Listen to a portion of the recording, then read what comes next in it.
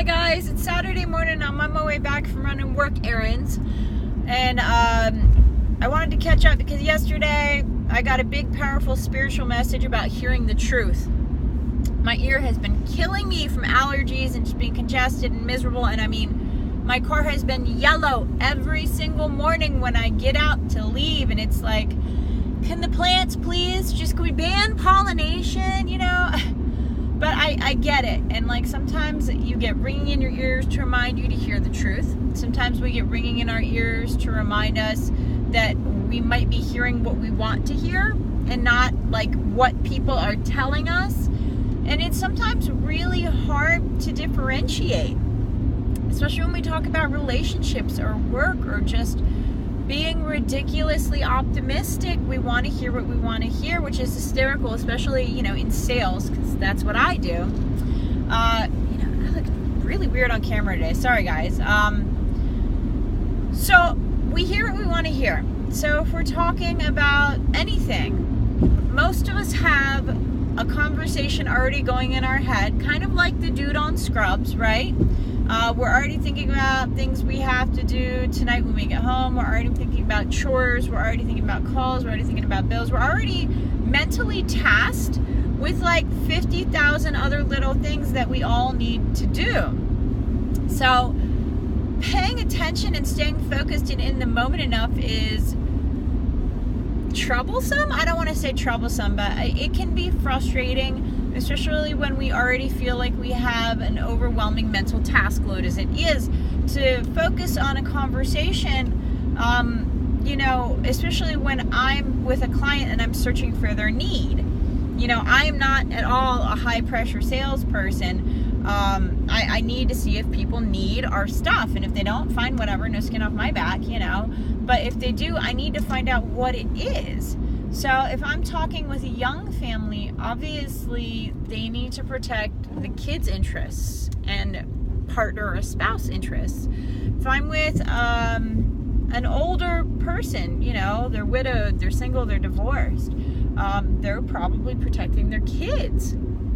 I met with one guy who specifically wanted to set aside legacy money for his niece. He never had kids, but his niece was like a daughter to him. So that was his big why. That was the need. He needed to protect her. When we talk about relationship stuff, especially blossoming relationships, we're talking about dating, we're talking about like the first introductory conversations with people. Again, we're secretly trying to drill down to the need in that as well. Like, okay, do you need a partner? Do you want a partner? Why do you need a partner? Why do you want a partner? Do you actually want a partner, or do you just not want to be alone because you're miserable by yourself? These are all things that we acknowledge happen. We talk about work. Someone asks us to do something, and then we get asked to do something else because we did the first thing well, and then all of a sudden we're doing 50 things that aren't what we're supposed to be doing, that are taking over our job, and someone else could totally be doing these things, but that person is not. We've all been there as well. We can talk to a friend. Maybe that friend is upset about, I don't know, we'll go with relationships. So that friend's upset with her partner, and they're frustrated with something, and, you know, he's not listening, and, you know, we're like, oh, that really sucks, I'm sorry, is there anything you can do about that? I'm like, well, I could leave him, be like, oh, why not? You know, but are we really hearing why she's frustrated? Is he not listening, or is he ignoring her and talking to other women? You know, we very rarely get the whole story. So hearing the truth can be very difficult, especially in our own lives. So like, anxiety sneaks up on me sometimes. So like, I pulled out the kids' summer stuff, and I'd had it set aside, but I didn't want to switch it over because it was like winter until, 4 days ago, and then it was all of a sudden midsummer, 85 degrees. And so I pulled stuff out, and I was like, oh my gosh, I don't have, like, I had 2 pairs of shorts for Audrey. Everything else was too small. She had a huge growth spurt, and I had t-shirts. I had plenty of t-shirts, but I had like no shorts. So I'm like, okay, I'm going to the consignment sale. I already knew the consignment sale was coming. I was planning on stocking up. I have Kohl's cash. I got my rewards. So I got like $60 I could spend at Kohl's, but I'm on a budget. This mother Mother's Day is coming up. I want to get something nice for my mom, you know. So I had all this stuff going on in my head. And I get to the consignment shop. I had to bring the kids. So it was already crazy. Audrey, you know, they're both really well behaved. They truly are. I really do have amazing kids. But Dean gets very focused. They had a toy vacuum that was different than the toy vacuum that he has. So he narrowed in on that and played with it the entire time. But I needed to be able to see him, obviously. Now, all the people there were volunteers that I had known from like the past 2 or 3 years. So like they were really helpful. They were like, we will stay here and watch him. You go do what you have to do. It's okay. But that anxiety, that mommy anxiety was still like, where are the kids? Is he touching something? Wait, that's not my kid. That's okay. And I'm pulling, you know, shorts off the rack and I'm like $3, $4, $3. Okay, I'll get the $3 ones. Yeah, I just pull the cheap ones. She's just going to wear them and destroy them anyway. I don't buy a lot of things that the kids can't destroy, right? They're kids. She's 3. Let her get dirty. I want those memories. So you know, cheap shorts, that's great.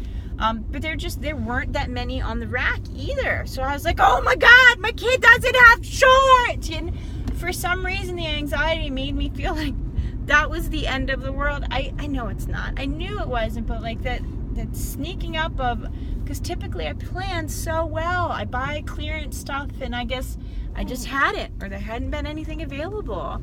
So like that panic moment, but that wasn't the truth. I wasn't hearing the truth. I was letting that anxiety kind of like push me forward.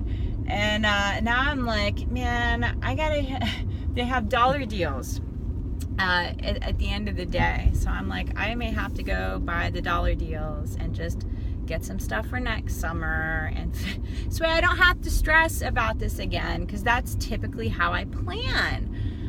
But everything else that isn't sold gets donated, so don't worry about that. I always joke that we break even. I usually sell just about the same as I purchased, so but it works out. But the anxiety was just, it sneaks up on you, and I hear a lot of people say the same thing. So I want you to focus and attempt to hear the truth in your life. And I know it can be difficult. I know, because I live it every friggin' day. But try, okay? So that was your message from Spirit. Take what you will. Take what you will from that, because everybody needs to hear something. So somebody needs this message. Pass it on if it's not you. Hope you guys have a great Saturday. We'll talk to you later. Bye.